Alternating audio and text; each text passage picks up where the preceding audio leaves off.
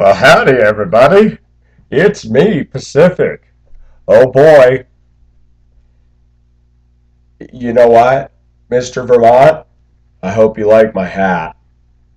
Everybody's telling me they like hats, and I forgot I had this one in the closet. It's kind of like my Gilligan hat, man. My Adventure Safari hat, man. Pacific's Adventures. We're gonna go rent a Toyota Land Cruiser, not those stupid new ones, but the ones from the 60s and the 70s that were National Geographic. We're going to get as many people as we can, right? We're going to go blasting through the Serengeti, and we're going to go see rhinos, and we're going to sit there and take pictures until he comes charging and puts his horn right through the driver's side and rams it through, and I jump out of the way with a rhino horn looking right at my leg going, cool, we'll make a YouTube video of it. And a giraffe leans down and says, hey, do you know where the nearest Toys R Us is? Yeah, cheesy. I said I wouldn't do this, but I have no choice. Okay, first of all, let me just say a couple things. A viewer told me that he liked my Pacific Takes on TV Preachers from Hong Kong. Or was that Moi Wah? Yeah, that was Hong Kong. Somebody said, I like it because you're angry in it and you really call it out. And I said, yeah, well, I'm trying to soften my image. Now, I want to say the hard things I need to say, but I want to soften my image because in America, everybody just, if you raise your voice an octave above what people consider okay, they think you have anger issues. It's funny. Everybody can step on everybody's toes except Pacific. Do you notice that? I am not changing anything. I'm trying to make this channel more upbeat and positive, but we still have to put the... Wait a minute. Let me do this right. We still have to put the boot in on women. Because this morning, I open up my YouTube, and I'm reading comments, right? And wait a minute. I gotta be a little more female. It's really bothering me that my hair's all curling up and cowlicking. I'm gonna warn you, viewers, my hair is gonna be like really ugly until it starts to get heavy enough to straighten out. So you're gonna have to bear with me, but I'm going to tell y'all, if it works, I'm going to grow it down to at least the middle of my back. I've decided I want a mane, and I want to see what it looks like. That was a total random rabbit trail. So Kylie, YouTube fan or watcher, I don't think she's a fan of me, she writes on one of my videos about obese women. And it looks like we have to revisit this issue again because people are really misunderstanding something. She wrote, and I didn't even read it all because I thought I'm not even going to go through this again. It's posted. Everybody else can see it. She says, you complain about obese women, but, if you really understood that it was the men, and I thought, oh, here we go. Can I say something, viewers? Is it just me, or do women just blame men for everything? When the marriage goes wrong, it's automatically the man's fault. When a relationship goes south, it's automatically the man's fault. I mean, what else can be blamed on males? So now, women have felt such a sense of rejection that now they go to food for comfort food, and that's why they're obese, and that's now our fault. Okay, let's play the numbers game. Let's take the workplace that I work. Let's take the average workplace of most places in Denver, Colorado. Let's go to Spokane, Washington, which has a huge, no pun intended, amount of obesity. And then let's go to the Midwest America. Places like Minnesota, Michigan, Wisconsin. And they've got an obese problem. And Iowa. And you get down to those meat and potatoes kind of places.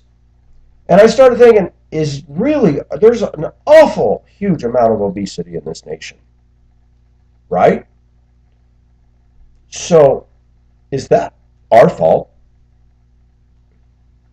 Some women have never been married or dated a guy at all, and they're obese. Some women are obese, and they're still dating men or married.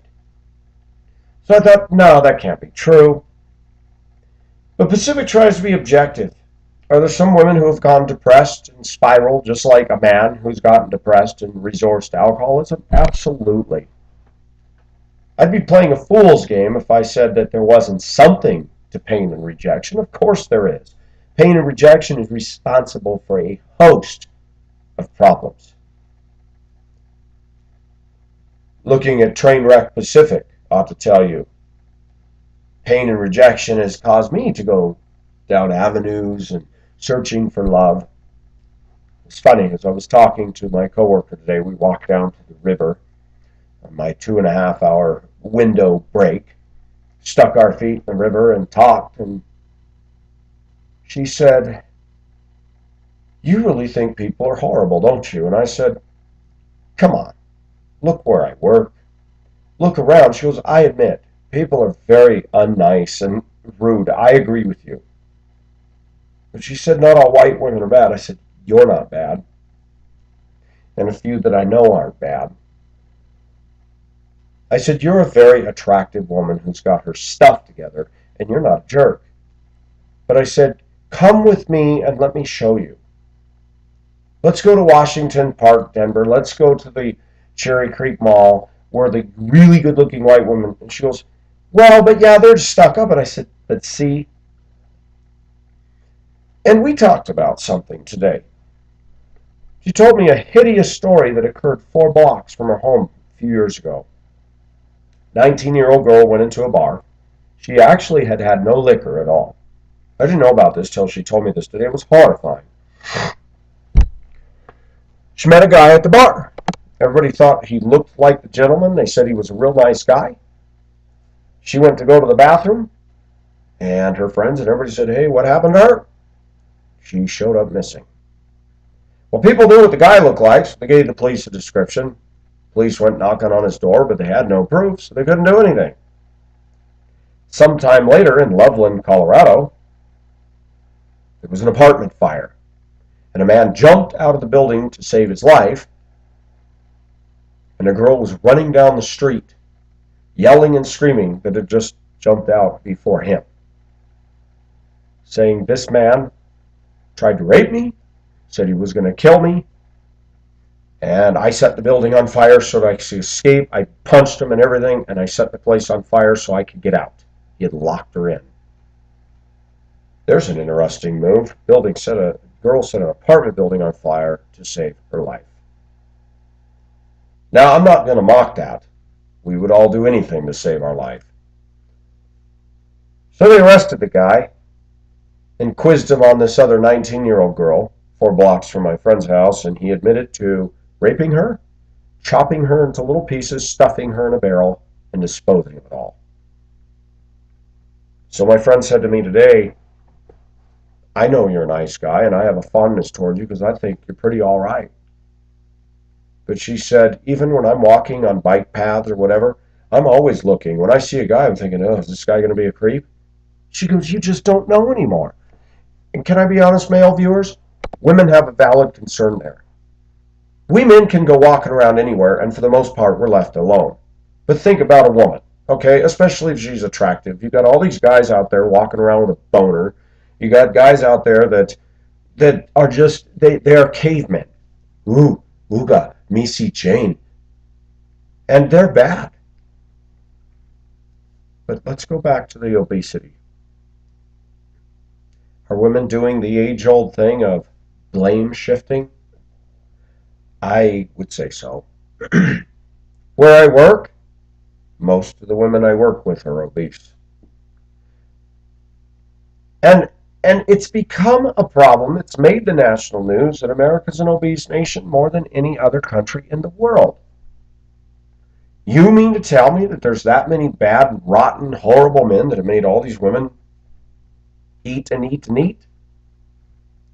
And then people try to tell me, well, they can't help it. They have ovary problem or this problem or it's genetics. And I'm going, okay, can I be honest?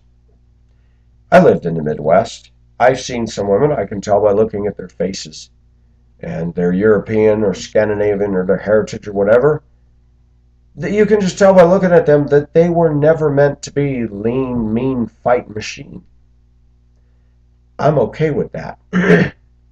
But I'm talking about obesity. I'm not talking big boned. I'm not talking slightly chubby. I'm talking obese. They had a 350-pound woman on the television in the break room today, arms hanging down, big rolls of fat, and she's jumping and moving and doing some dancing. And I looked at my slender male friend. I said, "Look at that. That is gross." He goes, "Yeah, but she's moving quick." And I said, "Yeah, but she's overcompensating. And now she's going to be cute. And now all the fat people are applauding and this and that." Funny thing is, she's not losing any weight. Now, I didn't watch the whole program because I'm like, and I'm going to say something. I'm going to say something that is Pacific's express opinion. Does Pacific hate fat people? No, I don't. But can I be so bold to say that I cannot get turned on by them physically? That I kind of have a rule of thumb, and this may shock you viewers. There's other issues that I look deeper into with regard to finding a mate now. But when I look at women, I always ask myself, would I feel comfortable with them sitting in my truck and me looking over at them? Would I feel a sense of pride? And the answer to most women I know is nah. I admitted to this coworker friend of mine a couple of people that I had actually had an interest in the break room. She wasn't rude, and she goes, "Well, I can't picture you with any of these people. I think you could do way better than that." And I said, "But you see, I've been so beaten down by our society." And I said, "I already know what I want. But the problem comes in my human mind is probably won't get it, so you start settling for second best. I want an Asian woman with long hair who's petite, small-breasted, skinny, who adores me. I don't care if she's Chinese, Filipina, Thai, Korean, Japanese, Malay. I don't care. Singaporean, Vietnamese, Indonesian. My heart, no matter how hard I try, unless I meet an especially captivating woman who really loves and adores me and I really love, I'm pretty much deadlocked on Asian woman. Obesity turns me off, especially when I see it in women in my culture. It's just gross. I have noticed that people who are obese have a lot of other problems that come with the package. Moody, attitude, the B word. And you go, who wants to be with that? It's very hard for me to even picture looking at somebody like that with their clothes off and finding any amount of, ooh, baby. I can't do it. Now, that is just my express opinion. There are some men and some women that don't have the hang-ups I do. More power to you. But what I'm dealing with in this issue is I'm getting tired of obesity becoming a predominant theme in American culture and nasty attitudes that go with it. And now that's men's fault. Kylie, you are wrong. There are things that can depress me and can cause me to go in the wrong direction, but ultimately, at some point, you have to stop and go, okay, you got a boo-boo. Get up, dust yourself off, put some Camphor Finique on it, date myself. Remember those yellow-green glass bottles with the yellow cap? And they had that smell, and you put it on a cut, and boy, did it sting! I love that stuff, and you can't find it anymore. Camphor. That's what it's, Camphor Finique.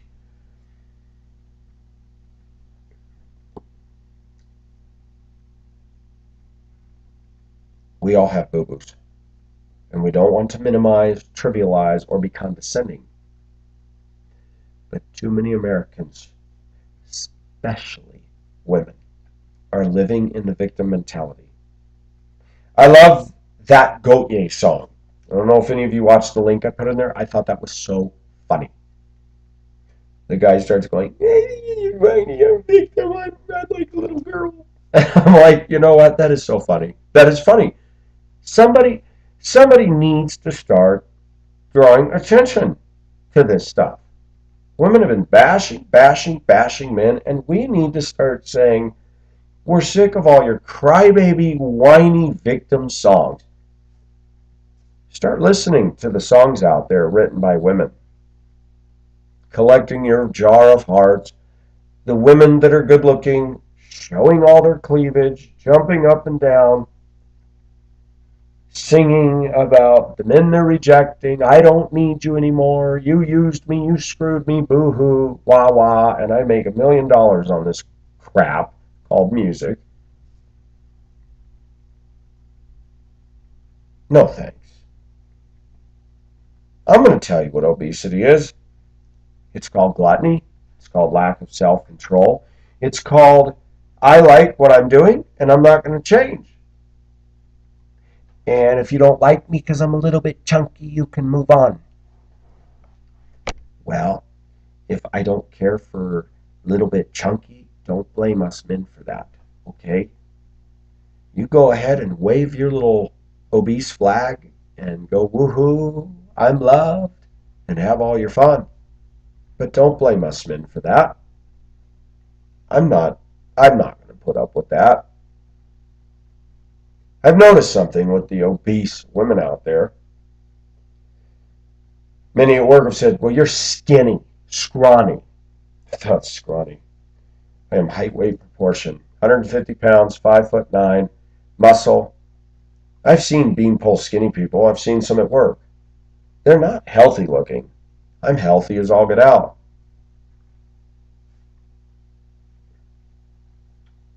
I like this hat, by the way. It kind of gives me a safari look. Yeah, that's it. Maybe I could be a paleontologist or an archaeologist and I could do a fossil dig and have my little pick hammers and my little brushes and we're working very hard to preserve the specimen of this Tyrannosaurus rex that we found here in Africa in a very rare spot. I'm having fun, viewers. Alcoholism, obesity, homosexuality, stealing stuff, kleptomania, arsonists, pyromaniacs. Whose fault is that? They make a choice. Are there things that can push any one of us in a bad direction? Yes. But when you come to a knowledge of truth in your life, can you keep hiding behind that excuse? I don't think so. If you find that your pain is too hard to deal with, then get biblical counsel. Not psychological, but biblical counsel, and get over it. Now, people say, well, Pacific, you've talked about the pains of your childhood. I have. I have. But I don't look at every woman out there and go and hold them to my mother. What I've done is I've noticed over the years that I kept attracting people that were like my mother. People that had the same characteristics. Cold, not demonstrative, denial, project, don't admit the truth, don't admit the fact you're, saying to Jared, well, I know I'm not perfect. Specifically, what are you talking about? I talk about those things to connect with my viewers, not to play the victim. If my folks made a real effort, a real penitent effort to say, I'm sorry, we didn't do things right at all, and we see that, I would forgive them. I wouldn't hold a grudge. But yes, I'd have a talk with them and say, you have no idea the garbage I've carried around for years because you really put me down growing up. You always told me it was Michael's fault, Michael's fault, Michael's fault. And because of that, boy, I just started believing I was a worm. Now, it is a fact that we can be psychologically hampered because of bad parents. We could be led into destructive behaviors, addictive, compulsive behaviors. It's funny, but when you don't get the love you need growing up, there's a real danger of us men to just start objectifying a woman. And what I mean by objectifying is that we look at a woman as an object, not as a person. I was reading that in this book the other day, and I thought, that's interesting. Porn is just that. Porn is that. We're looking at her equipment and going, oh, we're objectifying. Big difference between loving. And it's true. We're all broken in some ways. And when we don't get the love we need, when a woman who was slender and tried to please her man and didn't feel like she could, and he cheated on her and did this, I could see her getting depressed. But when she starts getting up to 250, 300, 350 pounds, how long does this got to keep being blamed on the men? I don't believe that. Men can get depressed over a lost love and resort to the bottle, but how long do you keep doing that? At some point, you got to stand up and say, okay, time to put on my big boy pants. This sucked. I will be bold enough to say I don't know how anybody can honestly, when I'm talking overt obesity, can look in the mirror and call that sexy. But I will tell you, as a general rule in my life, as a general rule, this doesn't fit in all cases, but as a general rule, I don't click well nor get along well with obese women. I just don't. One, because there's a whole attitude and a culture all in that self. A tacky culture, a Jerry Springer culture, a profane culture. And I find myself going, boy, I have really gotten off track over the years and been around the kind of people that is not helping me to soar with eagle's wings. This newfound friend that I've made at work has shown me that. Sorry. I was up at 3:30 this morning, so I'm a little tired. Bear with me. She said, you know, you have not been around real quality people. And though I like my YouTube channel and stuff, I was telling her the other day, I got people sending me all the time their phone numbers. And she smiled and laughed. She goes, there's no way you can keep up with that. I said, no. In fact, in the last week, I haven't even gotten back to some of the people that are in my phone contacts.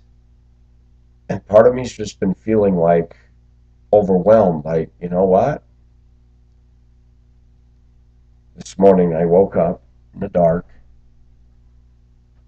And before snapping on the light,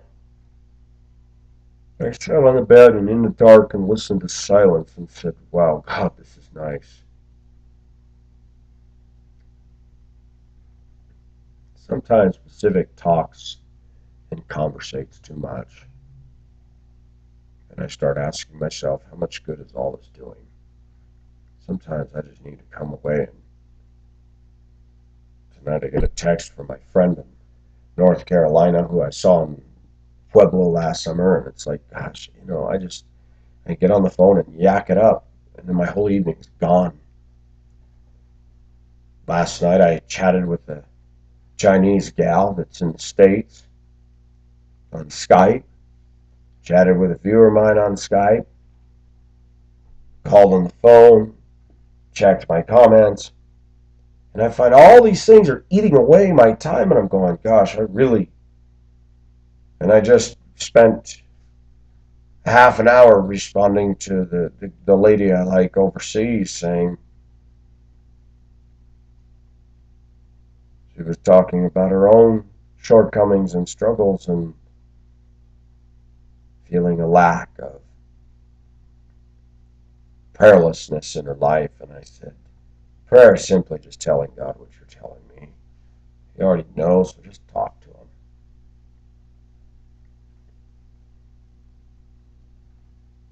Me, I go all day. I'm busy with upwards of 200 kids. And traffic. Just today, going north on Federal Boulevard, I see all the lights and an ambulance and fire truck and police cars are racing past me some more. I'm like, oh, great, now we got a traffic jam. Then I see the one vehicle, the ambulance, pull this way and a fire truck. And I'm like, well, I guess I better turn left because they're going to shut down the road. Somebody on a bicycle was hit.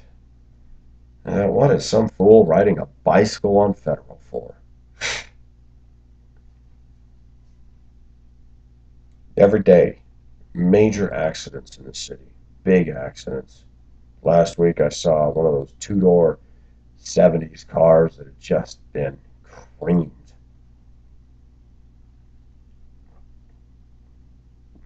Our world is going crazy. Even YouTube. I was talking to the man of the house, and he says, I don't understand what it is about your generation of people getting on here. And I said, because we're trying to connect.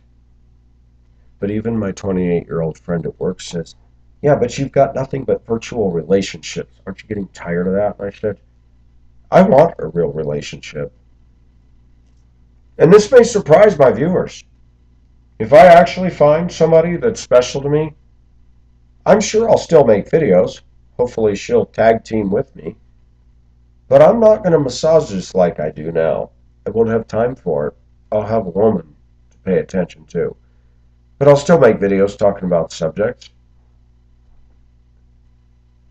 So if my viewers that do watch, I don't get back to you on the phone or all that, it doesn't mean I hate. It doesn't mean I have no care for you, but I start to realize, sometimes I need to just back up a little bit and go, okay, I just need to give this a break. Can't talk to everybody all the time. I need to put stuff into me so that I can give out.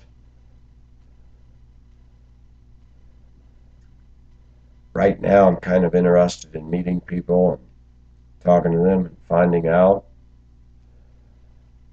But I want people in my personal life, right physically where I'm at.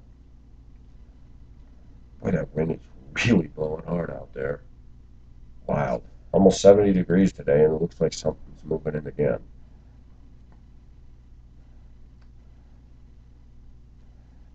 Obesity, ladies, is not man's fault. It's a choice you make.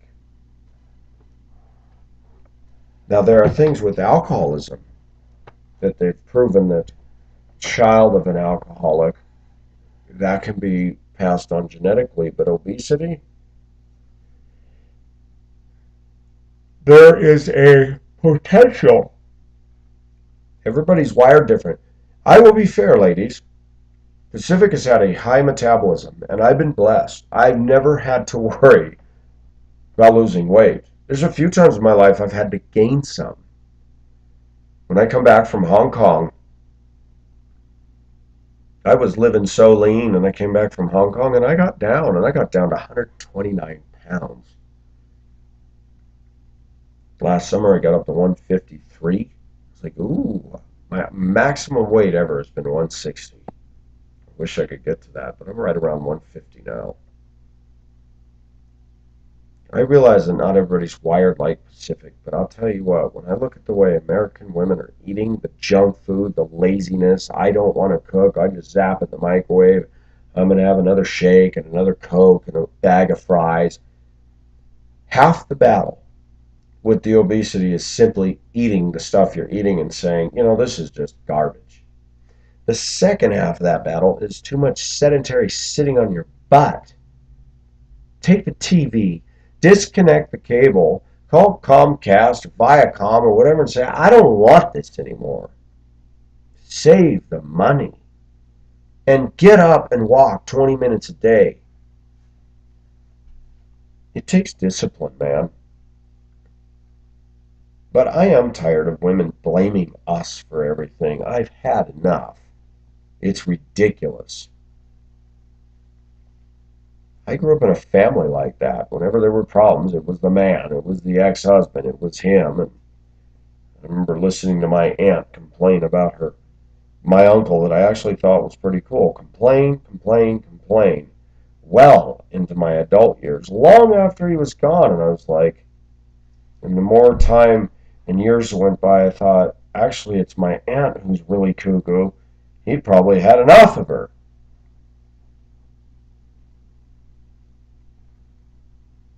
There are two sides to every story.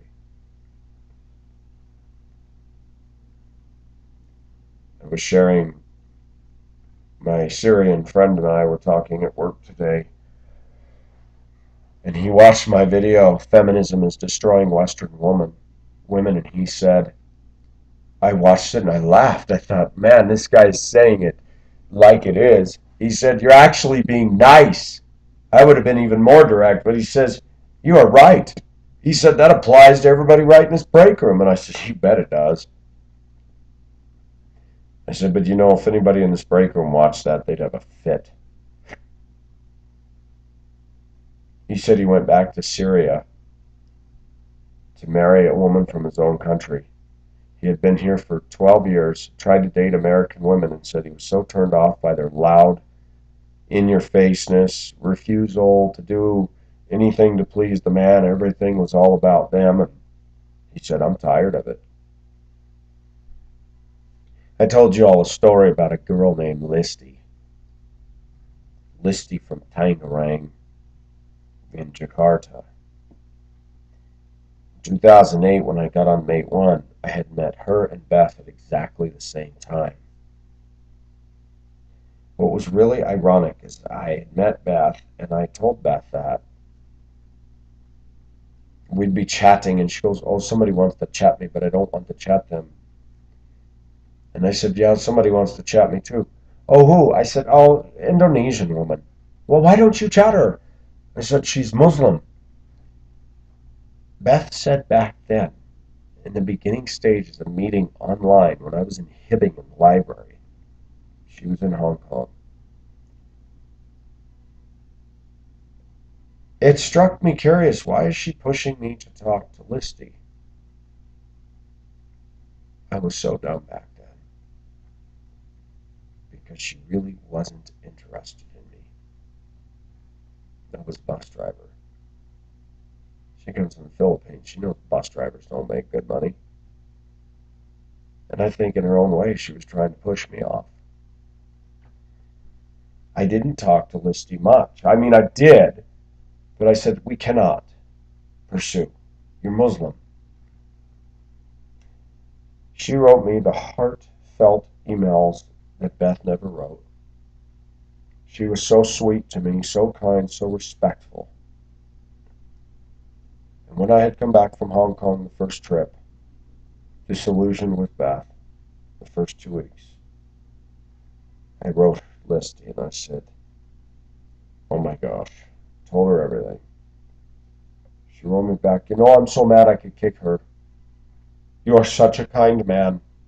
And I know that you don't agree with my Islamic beliefs, and I know that I don't agree with your Christian, but I just do not meet a guy like you. She ended up marrying somebody in the UK, and I stopped talking to her because I wanted to respect that. And she didn't try to connect with me anymore either. And the Bible talks about do not be unequally yoked, and I believe in that. But I told my Syrian friend today, I said, you go to average American evangelical churches with today's women in them. I said I was actually shocked in 2008 to find that a Muslim, brown-skinned Indo woman was nicer to me than Beth ever was. That some Muslim women I met in Hong Kong were nicer to me than Christian girls. And I thought, why is that? It's back to my thing, does Jesus really transform? And I said, no, he does not. Jesus does things. But he does work in cooperation with us. When we die and get our glorified bodies, then heaven's going to take over and we're going to be changed. But right now, we either cooperate with God or we don't. I would not tell my Christian viewers to marry or fraternize with a Muslim woman. But I'm ashamed to admit that some Muslim Indonesian woman touched my heart bigger than Beth ever did, and I thought, what would have happened if I had pursued her? She said, I don't even want to come to America. Your country sounds horrible. I wish you would come here and be with me. What would have happened? Maybe she could have been converted to Christianity. I go to my church on Sunday morning and I see the very beautiful white girls. They're stuck up. They're treated and coddled as princesses. They don't smile or say hi to me. And of course, the people that know me from before, in their eyes, I'm a divorced man, so I'm an evil, bad, big bad wolf. And I will tell you something, viewers. I'm of the opinion of compatibility. If some woman loves me, even if she's not a Christian, and doesn't have these knockdown, drag-off fights and arguments and try to force me to become like her, I'll take her. And I'll pray that God will have mercy on her heart.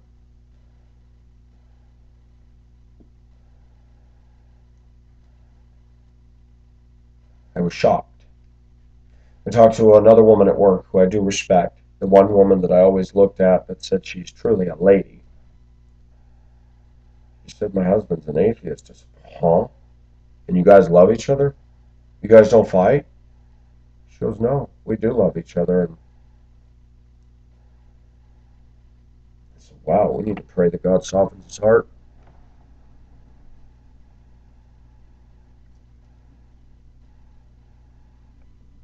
When we talk about Scripture, the Word of God is absolute.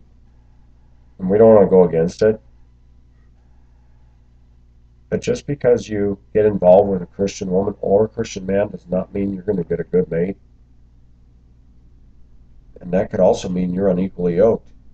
Just because somebody's a Christian, I know that contextually it talks about what does righteousness have in common with unrighteousness, but let's talk about Christians who aren't grounded in theological truth and aren't mature.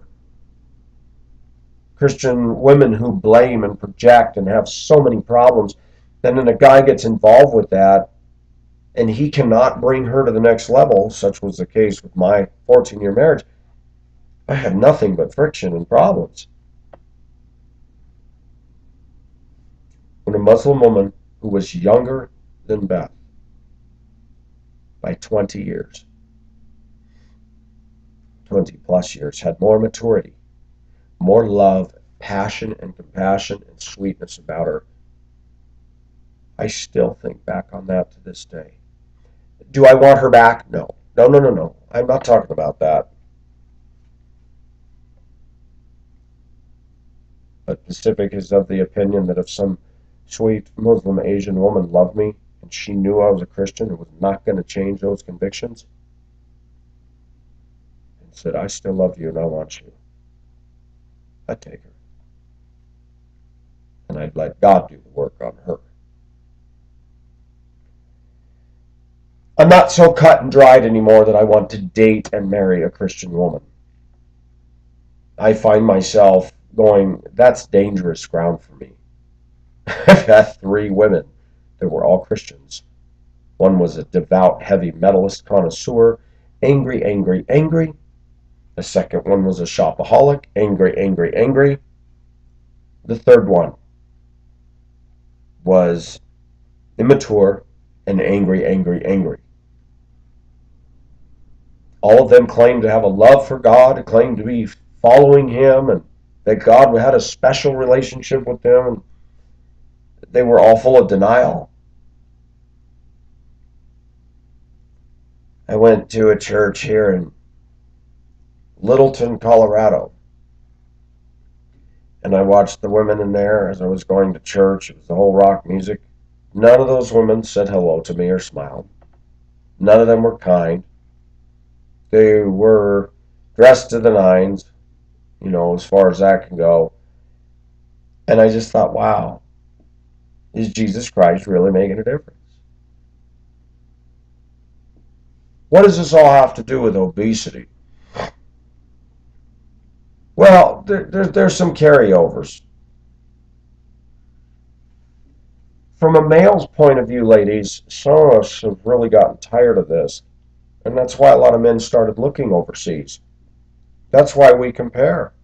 That's why some of you get very angry when you see a white man with an Asian woman. And a white man's finally said, man, I'm done with this. And Pacific is not interested in finding somebody across the ocean because I've already been through this.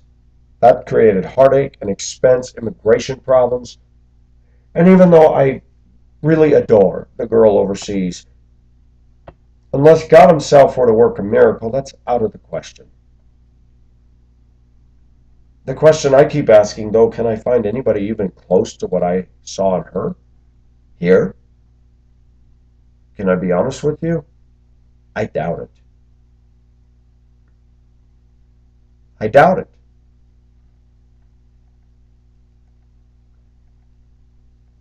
I see in her a humility,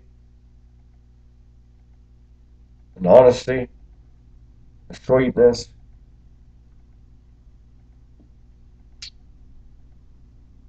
And I need to say something to those of my viewers that are watching.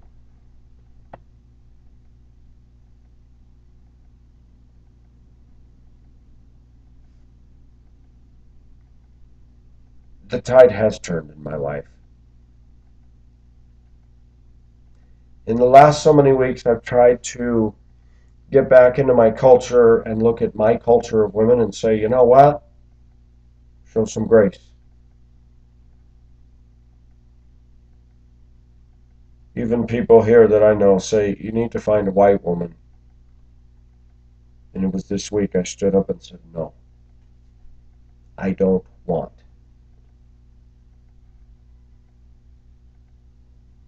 I want a woman of ethnicity. I want somebody that's not in the box. I'm not saying there aren't good white women out there, but unless I find one that really knocks my socks off in a huge way, I'm not interested.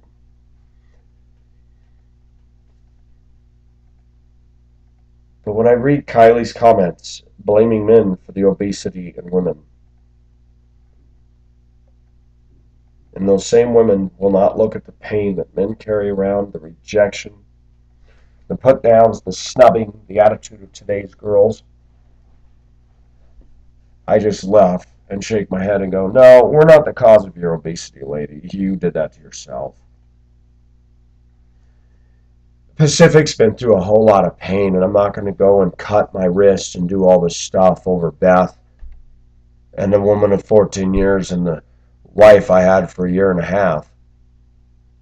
Yes, I carry hurts and scars, but you get over it and you move on. Do you forget those things? Is it wrong to talk about it? No. But did I go cut myself and destroy myself and add 350 pounds to myself? Well, you said you have a high metabolism. Again, there are other things I could have done. Why didn't I drink? Why didn't I smoke pot? Why didn't I, you know? I'm tired of it all. Every time I turn around, it's men are being blamed for everything. It's ridiculous. There's an awful lot of obese women in America right now, and I just don't believe there's that many men that caused all that. I just don't buy it. I actually am going to go a little bit deeper with this and say, I'll tell you what the real problem is. The real problem, ladies, is you don't have something called self-control. You're quick to point out men have anger management and men have lust and men are pigs and men are this. But you don't have self-control. You want to eat ho-hos and ding-dongs and Twinkies and snowballs and chips and pop and sit in front of the TV and watch soap operas. Gee, that's a quality life, huh? Give me a break.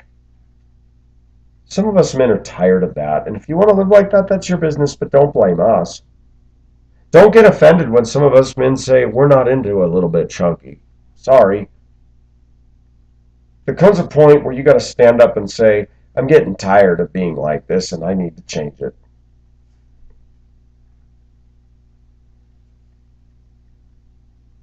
So, Kylie, you're wrong. Men are not to blame for women's obesity. I didn't hold a gun to a woman's head and said, eat, darn it. That's crazy. Can we get depressed? Can we get into bad and addictive behaviors? Yes. But at some point, you got to stand up and go, am I going to keep destroying myself? Or am I going to do something about this?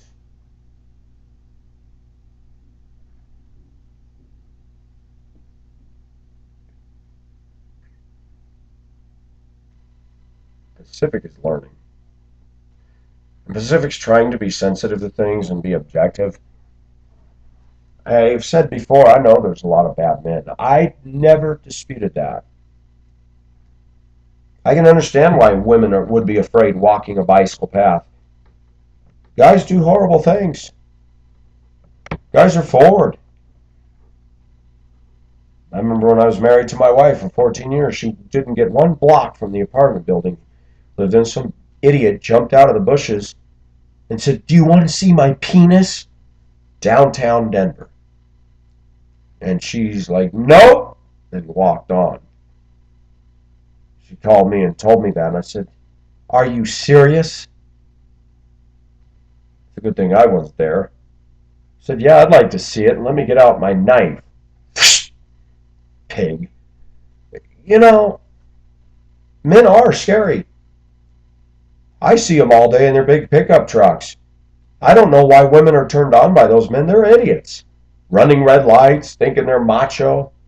It's disgusting. Women, I know men are idiots. I know that a lot of American men are a-holes. I've said it myself. That's why you don't see me hanging out with guys.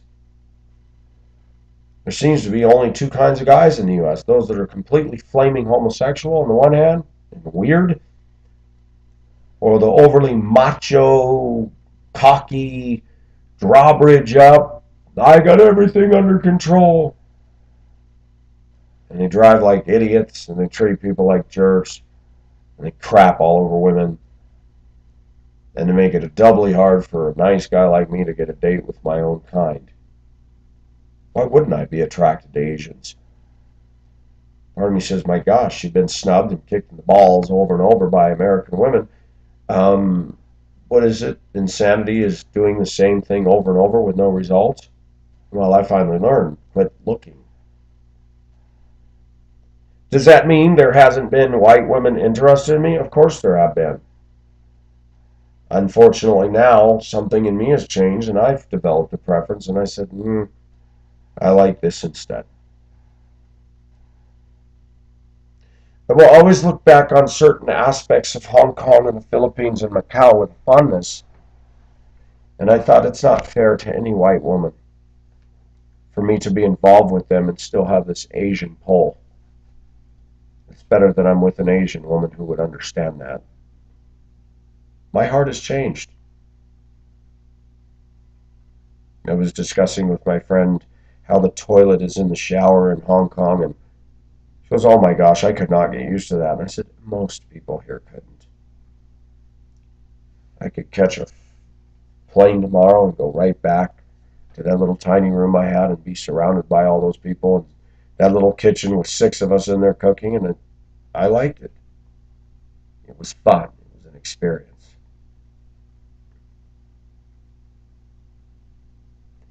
Because of my love for that, I want a woman from an Asian culture, because I feel that that's what I'm now best suited for. It's not saying that some of the women who have had an interest in me aren't nice and aren't pretty. It's just that I've been through 3 fails. This time, I want to go for what I want. Something that I know I invested in. Anyways, I think I've said enough.